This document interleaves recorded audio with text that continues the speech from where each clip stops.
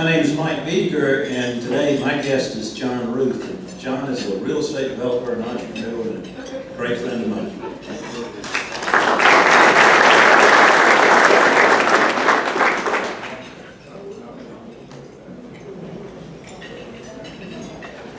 I'm Rusty DePass, and I have three guests with me today, if y'all are seeing. Kevin Maloney, who used to be my neighbor and didn't like living that close to white trash, and so he moved to a better neighborhood. But Kevin is in the medical field, sells medical devices, and I'm delighted to have him here. Also, Reston Skinner and Tracy Robinson, who are with national media, and they buy media for political candidates on one side, but not the other, and I'll just let you guess which side it is. And I want to tell you also that Tracy's father, the late Walter Robinson, was a veterinarian in Greenville. I got to know him when Carol Campbell appointed him to the State Election Commission, and he was a great friend for many, many years. And I'm delighted to have Tracy and Reston. Oh, and by the way, Jim Iron is Reston's stepfather.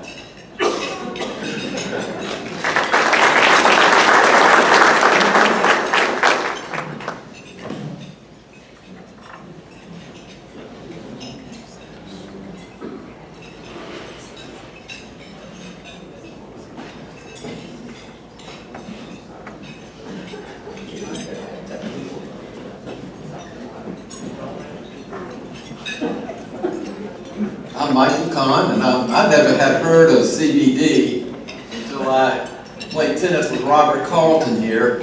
Robert's a friend of mine, retired from DHEC, and a great tennis player as well, Robert Carlton.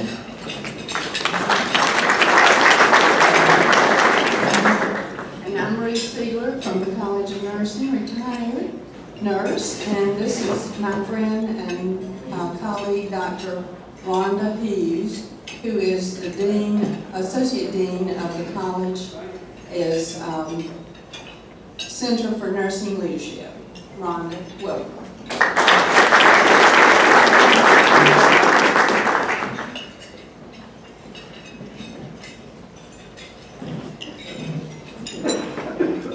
I'm Ann Walker, and my guest is Gary Maynard. Gary and his wife Donna have retired to Lexington. He's a former commissioner of corrections in 4 different states, including South Carolina, as well as a former adjutant general in Oklahoma. So, Gary, welcome. Glad to have you. Is that everyone? Well, welcome to all of you, and I hope everyone has a great week. Thank you, Carrie, and I also want to say welcome to all our visitors and visiting Rotarians and guests. We're glad to have you. And now, buckle up, everybody. Health and happiness, Rusty DePass. I'm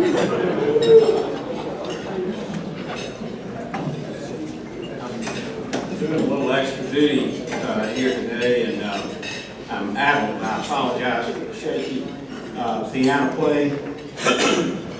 But as some of you may know, I don't drink alcohol during February, and last night was kind of a big night for me. I may have overdone a little bit, so I apologize. I'm sure we're all sorry that the primary is over and that all those people have gone away. And let me assure you, they won't be back. I do want to say this. I was in charge of a clerk of the managers at a polling place at the Kilburn Park Baptist Church, which I normally do, and we had a big day. It was really very encouraging, the number of people who voted in the primary. I think there was a minimum number who were trying to screw with the system, but there were a few of those, but there always are. Also, I want you to know for the future that I made a very sincere effort to get several of those candidates to come and address this club. It's a real, you know, we've had them before. We've had Biden and we've had McCain and Alexander and so forth and so on. But it's real difficult to get them to schedule anything more than 12 to 24 hours ahead of time. And so it's very difficult to get them to come. But we did make a sincere effort, and I got to know a number of people in the Buddha Judge campaign and the Booker campaign. I almost developed a complex of the fact that every time I would ask somebody to come, a candidate to come, it turned out that the next day he would drop out. So anyway, I think that I do have to share this with you, and this is not a partisan remark at all, because you know I don't make those. But I do think that the finest line that I heard out of the entire primary season was, and I don't remember who said it, but somebody was on TV the other night and he said, "Can you believe that Michael Bloomberg spent $500 million to be scalped by a fake Indian?" And I just thought that really hit home. I thought I'd fall out of my chair. A woman and her 12-year-old son were riding in a taxi in Detroit, and it was raining. And all the prostitutes were standing under awnings along the street. "Mom," said the little boy, "what are those women doing?" "They're waiting for their husbands to get off work," she replied. The taxi driver turns around and says, "Geez, lady, why don't you tell him the truth? They're hookers, boy. They have sex with men for money." The little boy's eyes got wide and he said, "Is that true, Mom?" His mother, glaring hard at the driver, said, "Yes, it is." After a few minutes, the kid asked, "Mom, if those women have babies, what happens to them?" She said, "Most of them become taxi drivers."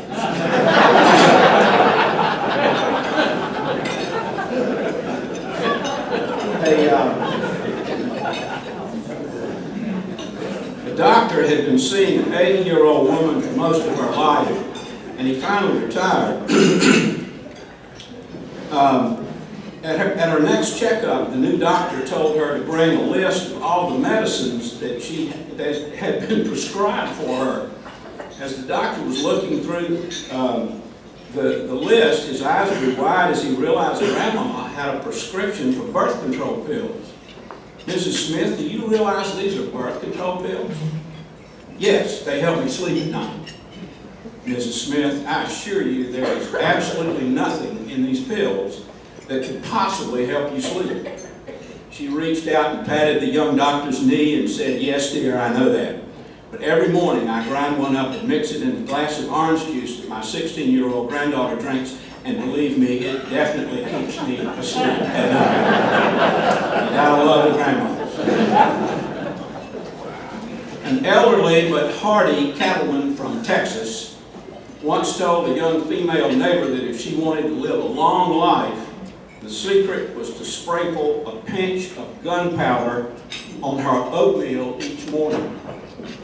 She did this religiously and lived to the ripe old age of 103. She left behind 14 children, 30 grandchildren, 21 great-grandchildren, 5 great-great-grandchildren, and a 40-foot hole where the crematorium used to be.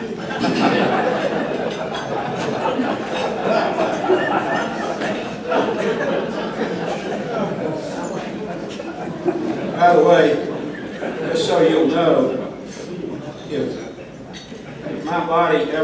if you ever found my body on a jogging trail, know that I was murdered somewhere else and somebody dumped me there.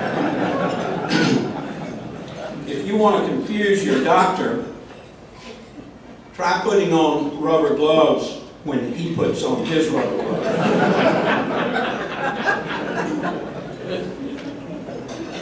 fellow I know was asked by his granddaughter, he said, you still call Grandma honey, darling, and dear after all these years, 50 years? Why do you do that? He said, I forgot her name 5 years ago and I'm scared to ask. I went, already told you about last night, I went line dancing. It was actually a roadside sobriety test, but it's really the same thing. A man asked his wife, what would you do if I won the lottery? She said, I'd take half and leave you. Good, he said. I won $12. Here's 6.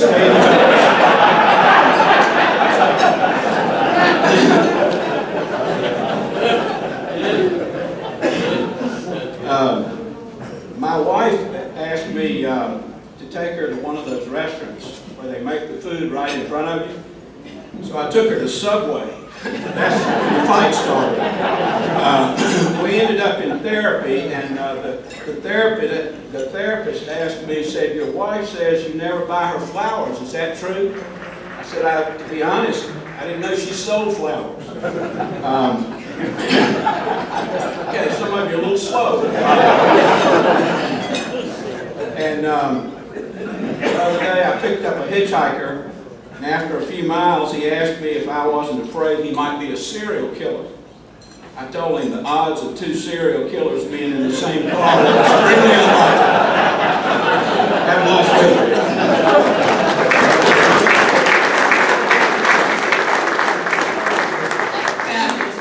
Thank you. I think you need to drink more often.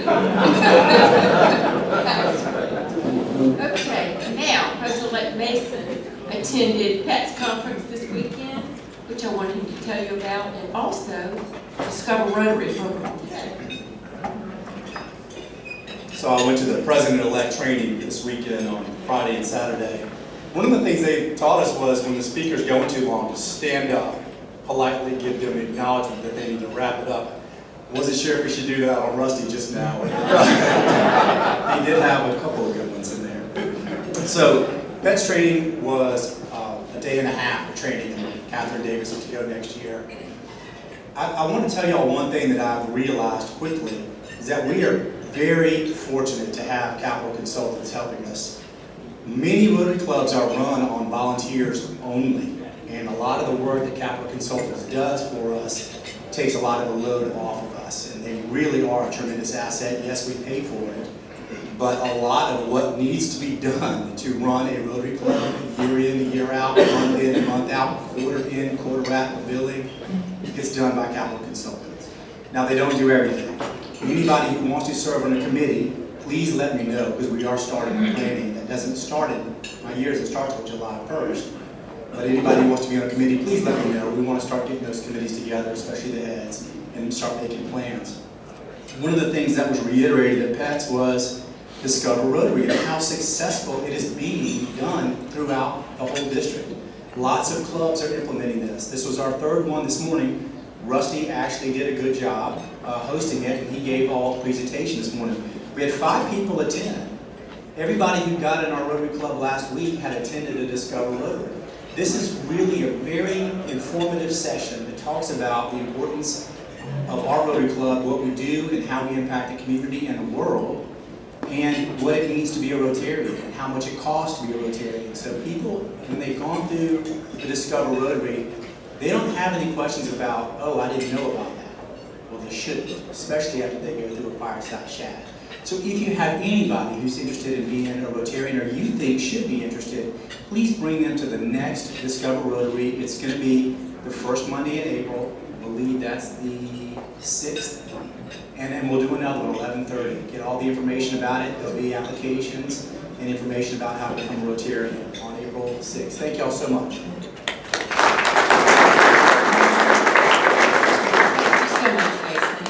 And now, speaking of the community impact we have past President Andrew Clarkson. I always want to say Crawford. Sorry. About our global impact.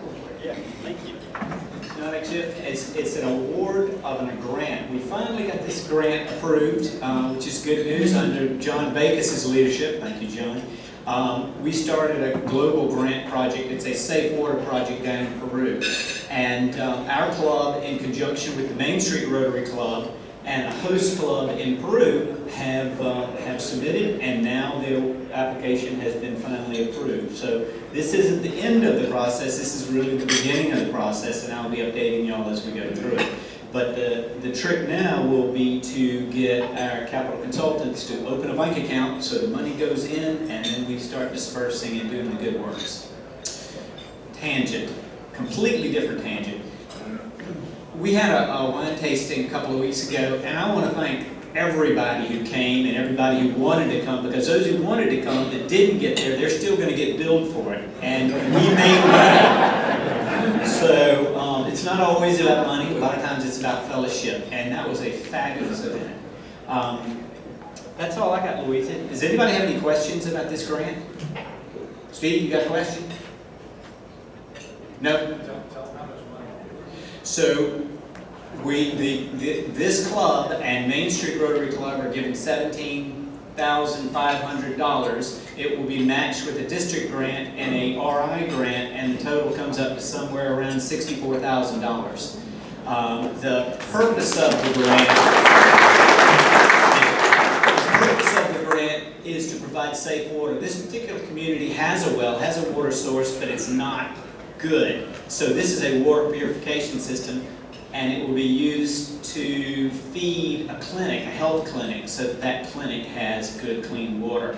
And if there's money left over in the pot, and there may be, we put a little bit of bubble, a little bit of fudge in here, so that, probably shouldn't say that. Oh, past District Governor Dan has her hand up. I shouldn't say that. No, after you can.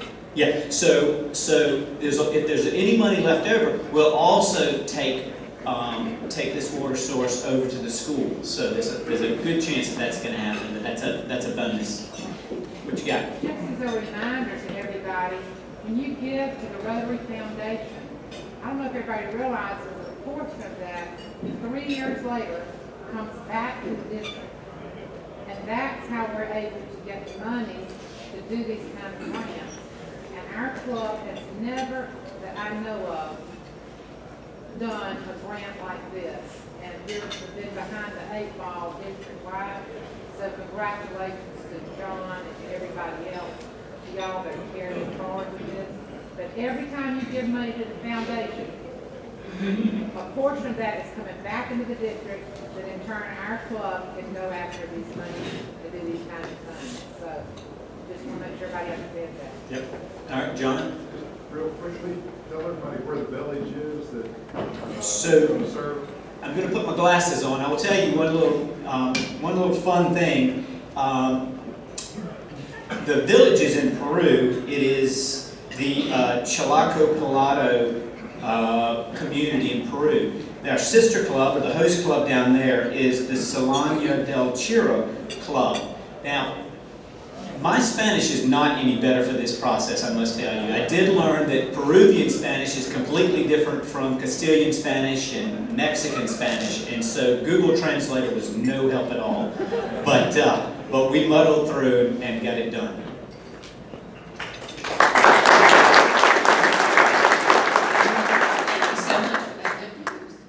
And now to talk about our upcoming fundraiser, the Bocce Bash. Where is it? There it is, Lake Buchanan. This is our big fundraiser, which we need you all to support in many ways, and I'll let Blake tell you more.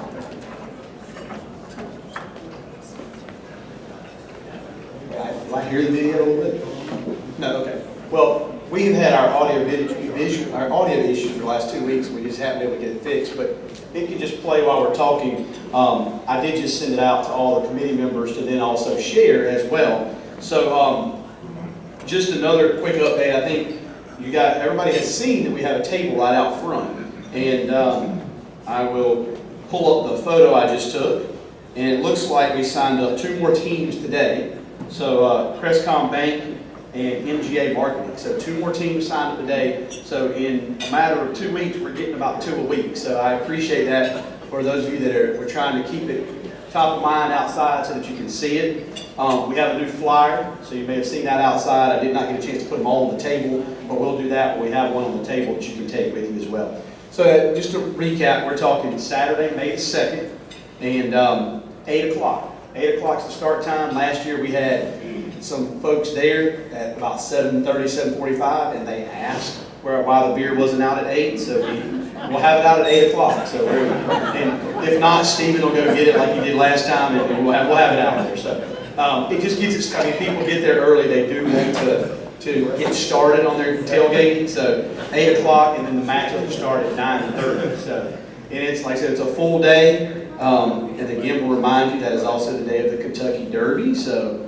Derby hats, yes, they're going to be, or you can wear those as well. So we'll have that. I mentioned last week we'll have a contest to see who can have the best costumes. So I think, and I mean, there's really right now, as I mentioned each week, and if I get the committee members to stand up one more time, I'll try to do this so that we can have. If you're on the committee, do you mind standing up real quick? Okay, so if you. We're missing a few today, but if you see anybody, and really just anybody you want to ask, they can point you to me or those that stood up to answer any questions. We still have sponsorships available, plenty of teams obviously available. If you want to play and you want to make that $100 donation and you want to be on a team, we can find you a team. If there's 2 of you that said we're going to play, we'll join a team, we can do that as well. And if you're not able to be there and you just want to make a donation, we'll accept those donations as well. If you want to sponsor somebody to go play in your place and you're not going to be in town that weekend, you can do that as well. We can find players. That's not going to be a problem. We'll always find somebody to get out there and be on a team to represent you or your business. So don't let that hold you back. And we'll get to talk, as we get closer, we'll talk about volunteers and all the other ways to get involved. But right now, we're still doing sponsorships for the teams, so if you have any questions, please send them.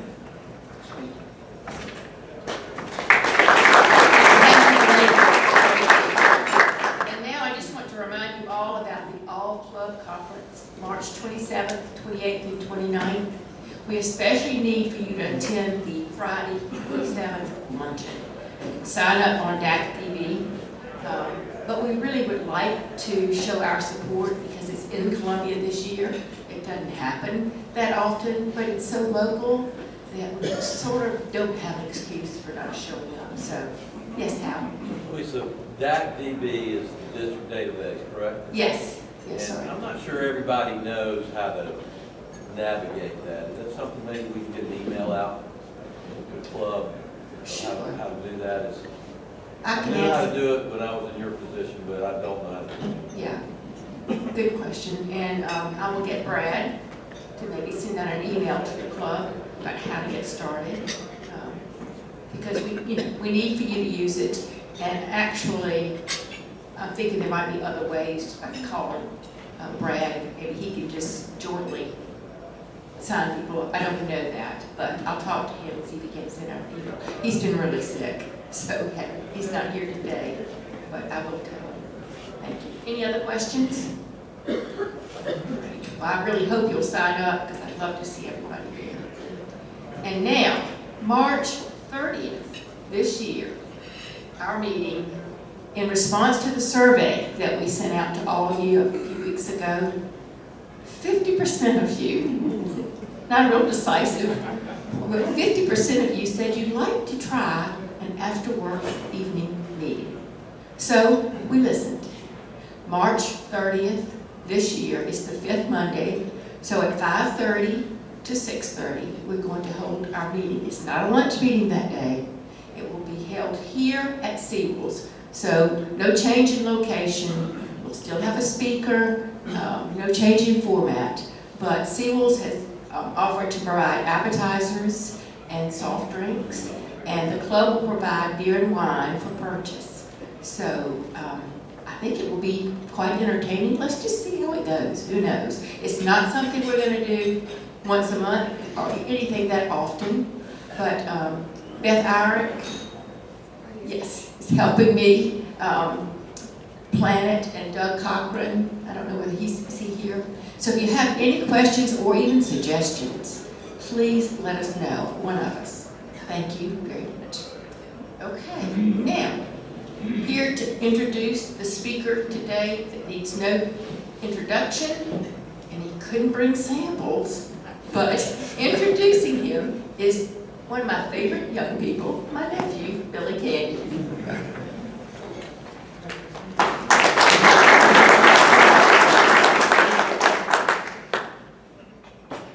Good afternoon.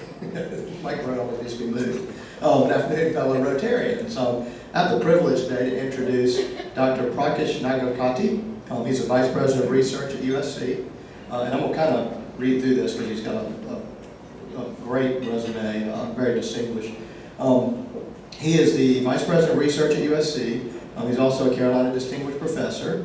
In his role as the Vice President of Research at USC, he oversees a research enterprise of approximately $280 million at the main campus in Columbia, and then all the 7 other satellite campuses around the state. In addition to his administrative duties, Dr. Nagakarty is actively engaged in research. He currently directs 3 federally funded research centers, has generated over $1 million in research funding since he moved to USC in 2005. He's published approximately 300 peer-reviewed papers, has mentored approximately 40 graduate students, 24 postdoctoral fellows, 20 junior faculty, as well as 35 international scholars. For his outstanding contributions to science, he's been elected a Fellow of the American Association of Advancement of Science, a Fellow of the Academy of Toxicology Science, and a Fellow of the National Academy of Inventors. He's also been a recipient of the Voss Lifetime Career Achievement Award, the Society of Toxicology. His lab patents on cannabidiol, I think he's going to explain all this to us, cannabidiol to treat autoimmune hepatitis is licensed to Revive Therapies and has been approved by the FDA. So please give a warm welcome to Dr. Nagakarty.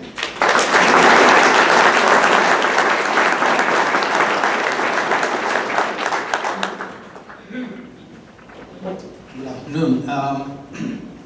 Let's see, how am I going to do this? I'll try to look at my presentation from here. I wish I had eyes all over. I think if I had a little more of CBD, I think I would have seen all over.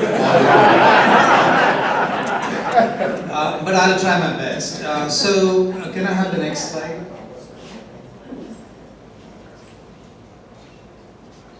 You'll control the slides? Okay. Can I have the next slide, please? So my lab has been working on cannabinoids for almost 20 years. So as you know that cannabinoids are compounds that are found in the marijuana plant. So the marijuana plant has over 400 chemicals, out of which about 100 of those chemicals are called as cannabinoids. And they're called cannabinoids because they bind to and activate what are called as cannabinoid receptors that are found in our system.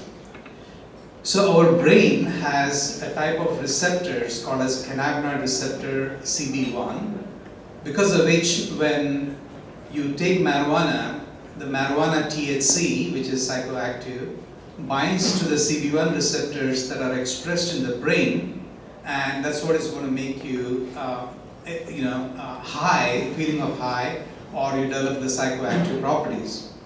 But in addition, the cannabis plant also has another important chemical which is called as the cannabidiol or CBD. And the CBD does not bind to the CB1 receptors in the brain because of which it's not psychoactive. Okay? So therefore THC is psychoactive, whereas the cannabidiol CBD is non-psychoactive. But when these two compounds are found together, they seem to have synergistic effect, so that one compound helps the other. Okay. Next slide, please. So this is a slide which shows you the brain cells having the CB1 receptors, because of which you become psychoactive when you inhale marijuana. And also it's important to remember that we produce our own cannabinoids, what are called as endocannabinoids. Okay. Now, just so all of you have had a chocolate cake and you're feeling really nice about it, and that is because that triggers endocannabinoids in your system, that binds to the CB1 receptors and makes you feel really nice. So then the question is, like if we produce our own cannabinoids, or I call as endocannabinoids, how come we are not high all the time? And that is because we produce very small amounts of endocannabinoids, and also the endocannabinoids that we produce are rapidly broken down by certain enzymes, because of which you don't have high levels of endocannabinoids all the time in your system.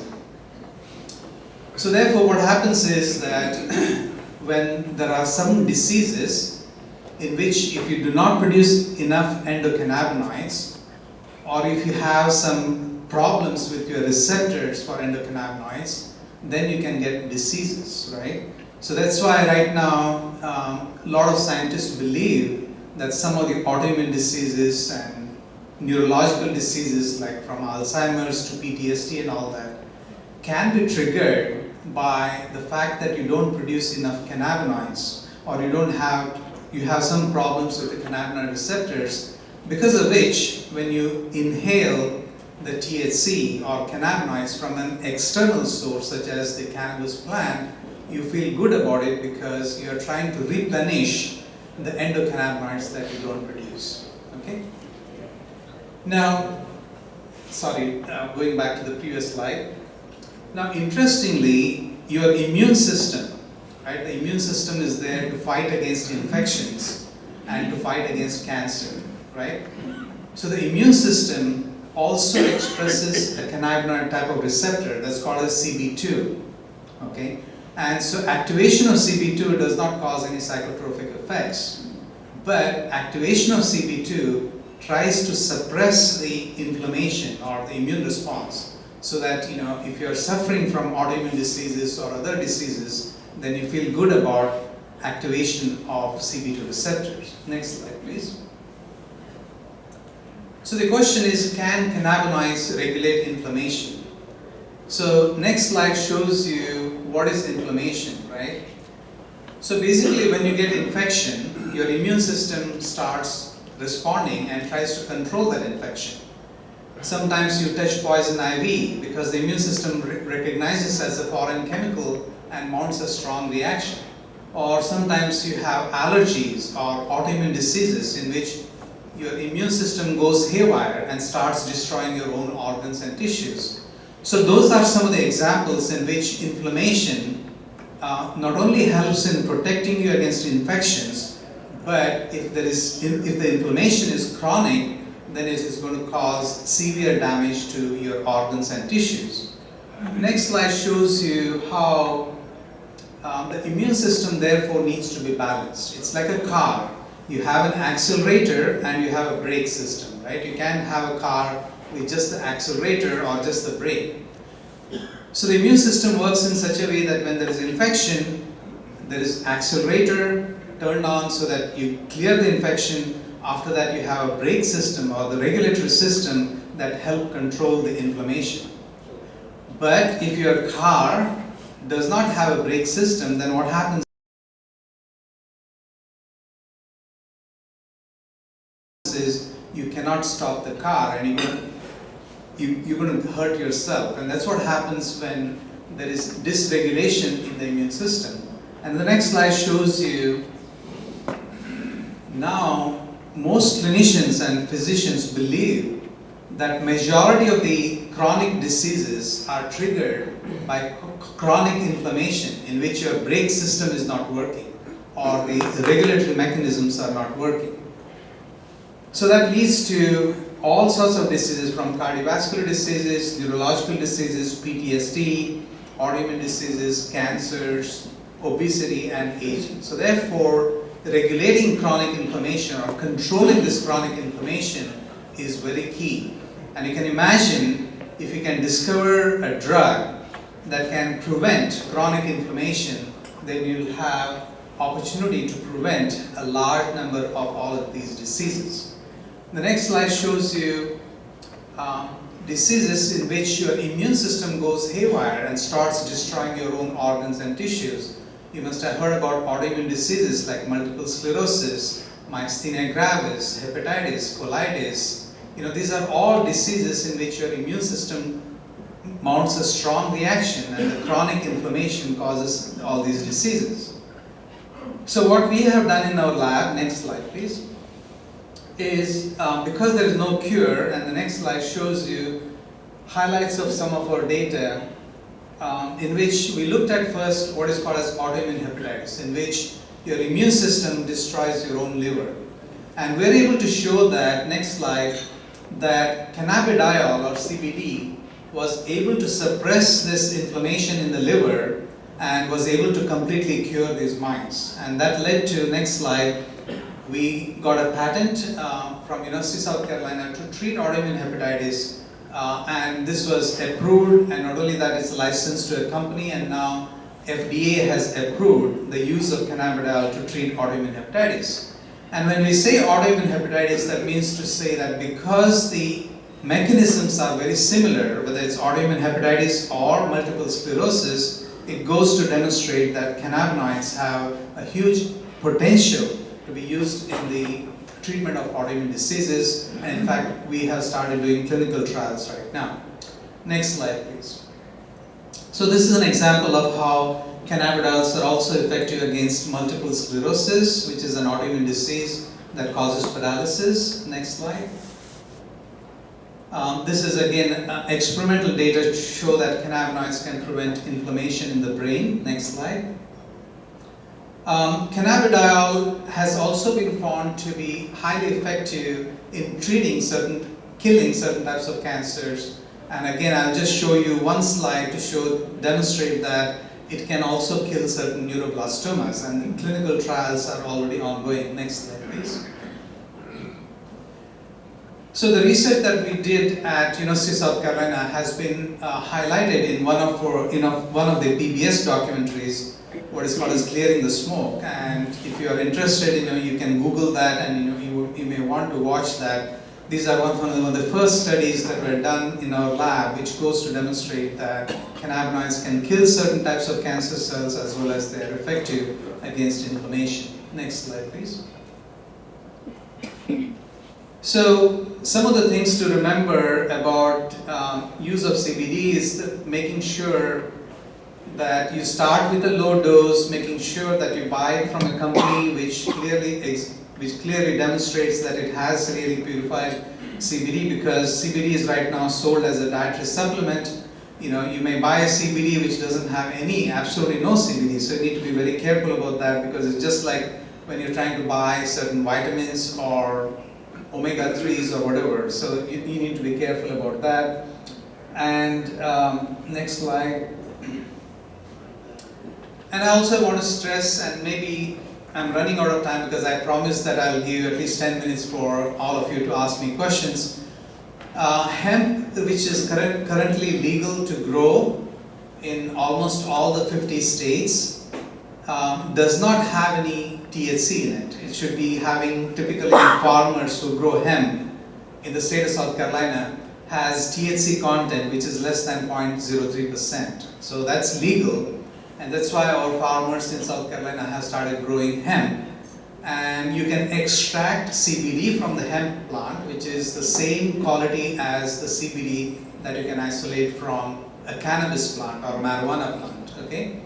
And so a lot of hemp farmers have been using this to grow CBD or purify CBD, but also hemp can be used in thousands of different products.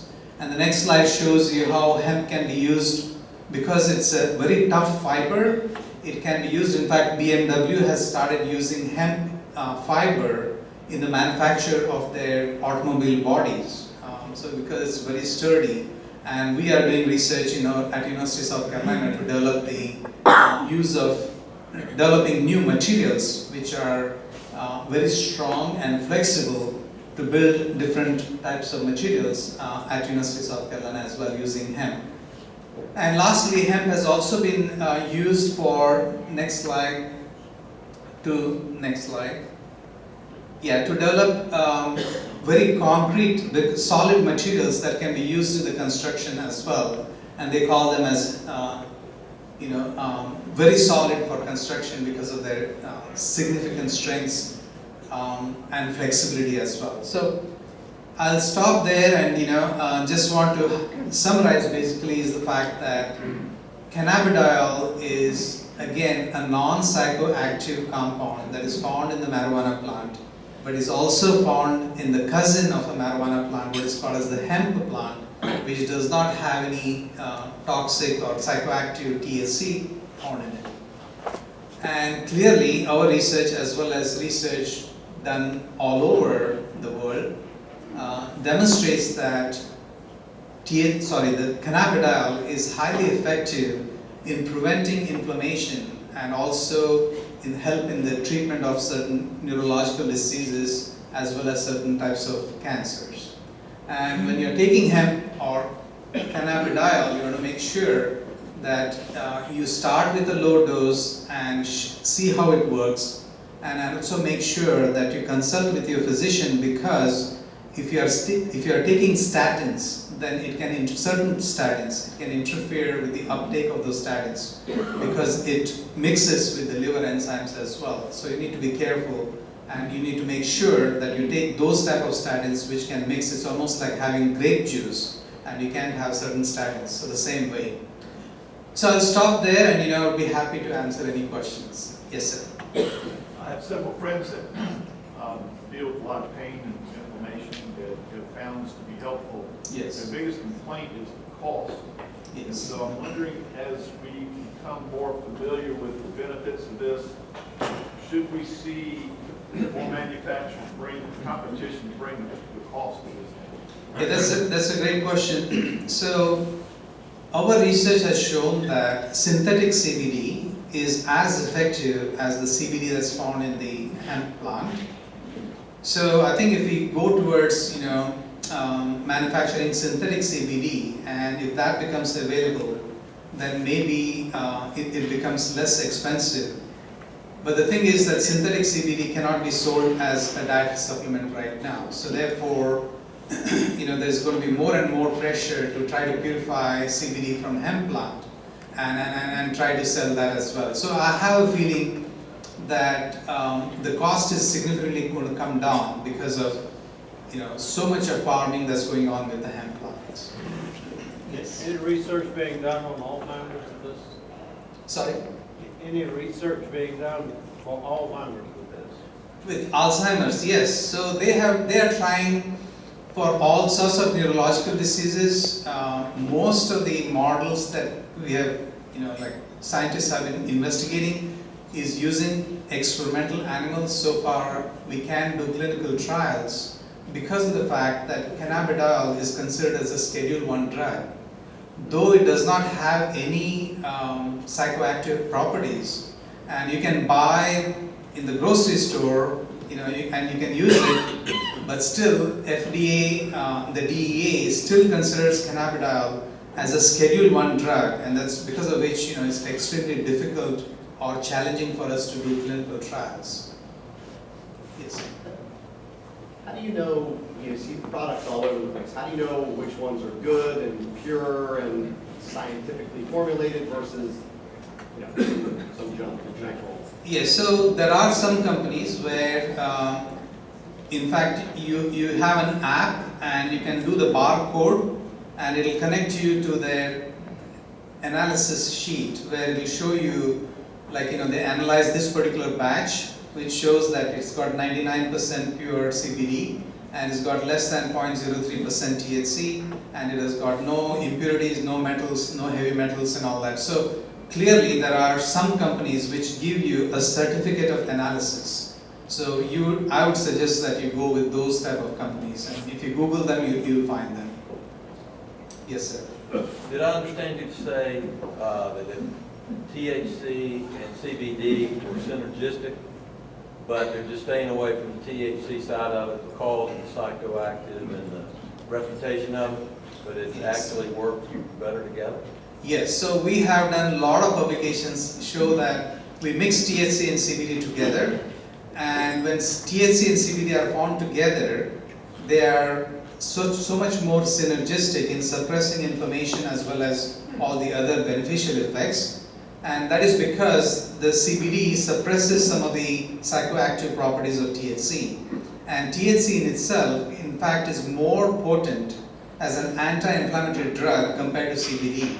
Okay.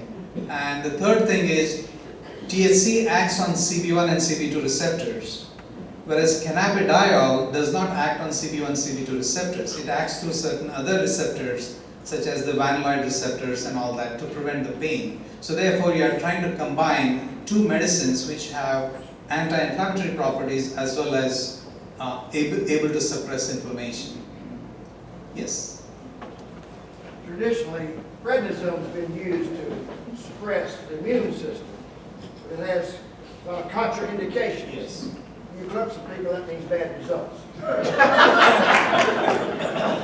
How about the contraindications for CBD oil? How much does it suppress the immune system Yes. compared to prednisone? Yes, that's a great question. So the moment you have all these inflammatory conditions, you are given prednisone, right? So prednisone is a non-specific suppressor of the immune system. It just destroys your immune system. So therefore, what happens is if you take a higher dose, you become more susceptible to infections, more susceptible to cancers, and so on. The most exciting discovery that we made is that you give any high dose of THC or CBD, it causes transient immune suppression, but it does not affect the bone marrow at all. And the immune system is reconstituted all the time with the bone marrow cells. And all of these anti-cancer drugs and immunosuppressive drugs, they deplete the bone marrow as well, bone marrow stem cells. Whereas THC and CBD, we can give as high a dose as you can, and it does not affect. So therefore, any immune cells that are suppressed or killed can be reconstituted by new bone marrow cells that can regenerate the immune system. That's why you don't become susceptible to infections or cancers. Great question. Yes, ma'am. I'm an optometrist, see a lot of people with glaucoma. Yes. And can you address that and tell us which part of the plant is helpful? Yeah, so there is clear evidence to show that glaucomas can be suppressed by THC. And in fact, now there are commercially available, I think, THC drops that you can put in the eyes that can help in the glaucoma. That's what I've heard, and there are some clinical trials as well. And I think, again, it boils down to even the glaucomas are triggered by inflammation. So therefore, I'm not surprised that THC is effective against glaucomas. How long does it last? I mean, how much do you have to live? Yeah, I think they are trying to use drops rather than smoking. And nowadays, what has happened is, unlike previous times where you had to smoke, you can get any of these compounds in the form of a tablet or in the form of a capsule, so that you can take orally, or you can take an extracted oil and put it under your tongue. So you don't have to smoke it, because smoking does trigger a lot of carcinogens. Okay, looks like my time is over.